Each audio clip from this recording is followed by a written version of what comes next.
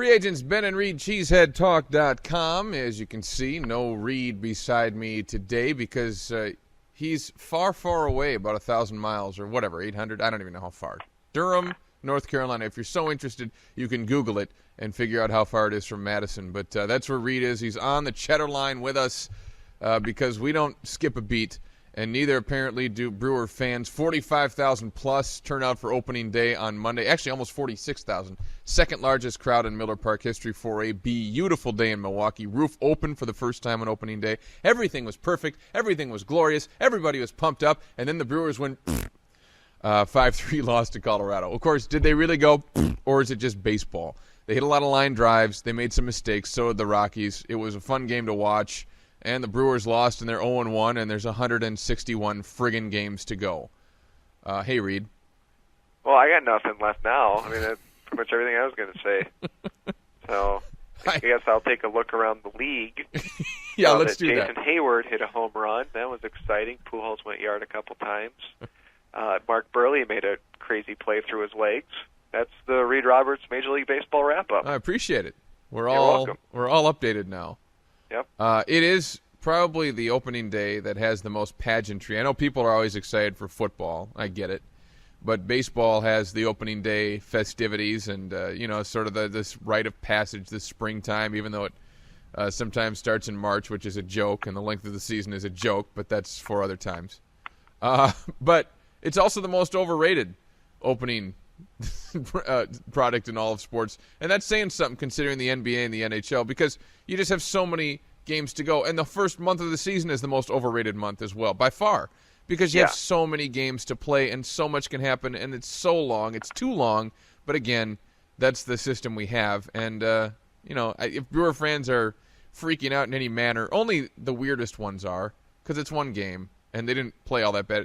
If I was a Cubs fan, I'd be like, oh, boy, right now, even though, again, it's just one game. But they got absolutely destroyed yesterday, and it's fun to watch the Cubs lose that bad. And you know that they're freaking out. You know? Yeah. They're no longer lovable losers. They're just losers in Chicago. And I don't care if you're watching this in Chicago. I mean that. Come find me. I do, too. Yeah. But the Brewers, there are things to be excited about. There are things to be, a little, not concerned. I don't want to say concerned, but I'm happy that Carlos Gomez went 4 for 5 and had a home run. That was a big concern. Yeah. Could he hit? So he proved at least for one day out of the season he can hit 800. That's pretty good, Ben. I'll take that. Yeah, it's you get a little excited, but again, it's because you don't have anything to measure it against. Did Dale Swain working with Carlos Gomez really turn him into a better hitter, or at least a guy who can get on base at a 330 clip instead of a 280 clip? I mean, if that's the case, if he can do anything close to that, with bunt hits and better approach at the plate and reach his potential, that would be an absolute coup for the Brewers as far as the trade with J.J. Hardy. I mean, that's you were counting on maybe a kid's potential, which we all knew, and he disappointed at the plate so far, which we all knew. Good opening day. Okay, well, we'll check back with us in July, right, and see where he's at, because it's key up there at the 2-hole. Yes, yeah. About Rick Peterson, already a success story. He's brought the staff ERA down by a third of a run.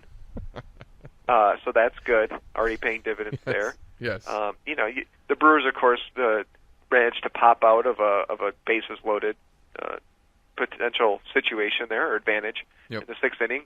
How many times have we seen that happen? It's like the good old Brewers are back. Well, they had all their rallies after 2 were out pretty much. I mean, that's what it seemed like all day long. They'd kill into a double play. First 2 innings that happened. Double play and then a base hit or an error and then another hit, and they got something going, but there were 2 out. Yeah.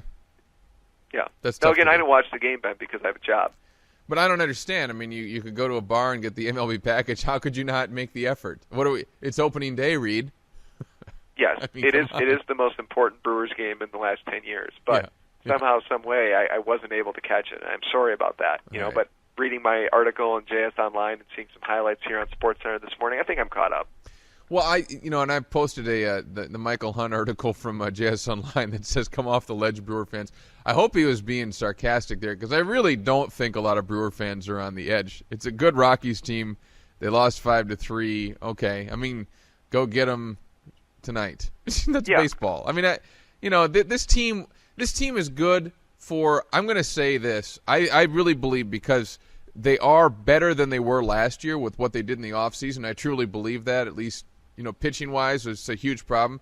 This team's good for 82 wins in my estimation right now. 81 wins. I'm going to put them right at 500. Okay, so what they do from there is kind of up to them. And could they get to 90 if everything broke right? Yeah, I think they could get to 90 if everything broke right. But everything has to break right, and you can't have key injuries. And you kind of saw it on Monday. I mean, they were in the game. They hit a lot of line drives. They were unlucky, unfortunately, at times. But they're going to win some games based on their talent, and I think that gets them to at least 500, and then they'll go from there. Wow. You're taking it one game at a time. Well, no, I'm not trying to be cliche here, clearly. But I'm just saying that's kind of my estimation of what this team is. I mean, what do you think? I mean, they've got some guys on the team that can obviously play. Can they pitch? Well, I guess we'll have to see, right? It's what we've been talking about since last year with the Brewers. It's pitching. I don't care what Tom Oates writes about in his ridiculous column. It's pitching. Okay, if this team can get their ERA down in the 4s, preferably low 4s, but they may 4.5, 4.5. That will be good enough for this team, I think, to be in contention down the last couple weeks of the season. If it's at 5.5 again this year, then that's not going to be good enough. So I agree with you that they're probably somewhere in that 80 to 82, 83 win range, just on paper. And if the pitching is serviceable, they can certainly move up a few games and give someone a run for the wild card. And that's about all the real analysis you can do on opening day, right? Right. I mean, Adonasio's father sang the national anthem. Beautiful. Pretty standard. People are excited. It's a fun time to be there. Whatever. I think one of the maybe if people are disappointed, it's because the Brewers have the last few years done so well on opening day. I mean, we were at the game last year. It was very exciting. You beat the Cubs. Yeah. In front of a full house on Ricky Weeks coming home on a play at the plate. I mean, it doesn't get much better than that for a baseball game. You had the Ben Sheets masterful performance a few years ago against the Dodgers. They blow out the Giants a few years ago as well. So you were kind of getting on this run of anticipation that the Brewers were just going to give you a pretty good game on opening day, and they end up not giving you such a good day on opening day, and maybe that's why people are more disappointed than they should be, Ben. Yeah, well, that's always the way it is because there's so much overreaction. But, man, there's a lot of friggin' baseball to play. There's so much. Well, look at it. We've killed 7 minutes talking about one of 162 games. Well, that's kind of the way it goes during the summer, man. Get ready. I know. But I have been jaded, I guess you could say, about baseball and the length of the season because I spent the whole summer doing it last year, and it just got really long. And that was a 100-game season. So I'm foreshortening all seasons, but that's me. And whatever. I think everyone, Ben, feels terrible that you spent an entire summer calling baseball games. See, I have no sympathy, and I get it. I understand it. But until you've walked a day in my moccasins, shut up. You know what I mean? Right. Okay. Yes. So Can we anyway, end this now? That's the Brewers. All right. I have this new song for the Cubs. Ready? It's not bad luck. The Cubs just suck. Nice. I'm going to play that every time the Cubs lose, or most of the time when the Cubs lose, or when there's just a funny Cubs story. I guess I shouldn't commit to every time, but it's called Choke, Cubs Choke, and it's good stuff. That's good. It's a takeoff on the Go Cubs Go song, the cheesiest, dumbest song, except for the Brewers song in all of Big League Baseball. One shining moment. Yeah, well, that's Jennifer Hudson, beautiful last night. He's Reed. I'm Ben. We're the free agents. Cheeseheadtalk.com. Reed, we'll have some more shows coming up this week with Reed on location in Durham, North Carolina, because he wants to go see Kevin Costner play for a minor league baseball team there. The Bulls. I think they're still there, aren't they? Aren't they the real? Anyway. So he'll check that out, and we will talk more about sports. The Masters talk coming up. You can check us out on the free agents page right here on cheeseheadtalk.com. Again, the free agents, Ben here, Reed on location, right here on cheeseheadtalk.com.